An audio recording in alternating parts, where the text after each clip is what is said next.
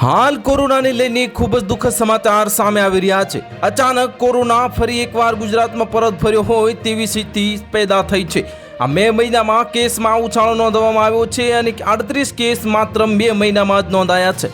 38 પૈકી 31 active case છે, જે અમદાવાદ મ્યુનિસિપલ કોર્પોરેશન સંચાલિત હોસ્પિટલમાં આઇસોલેશન વોર્ડ ઊભા કરવામાં આવ્યા છે।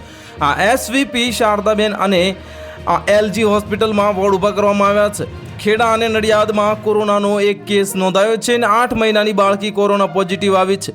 આ બાળકીને 20 તારીખથી તાવ આવતા હોસ્પિટલમાં દાખલ કરવામાં આવી હતી। બાળકીને તાવ આવતા ગઈકાલે કરાવ્યો નહોતો, જે કોરોનાનો રિપોર્ટ કરાવ્યો હતો। રિપોર્ટ કાઢતા બાળકીને કોરોના પોઝિટિવ આવ્યો હોવાનું જાણવા મળ્યું છે। આ થોડા દિવસ પહેલા જ માતા પિતાની બાળકીને લઈને વડોદરા ગયા હતા।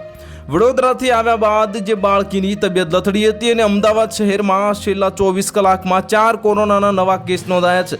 શહેરના તમામ દર્દીઓ પૈકી એક 84 વર્ષીય પુરુષ હોસ્પિટલમાં દાખલ છે।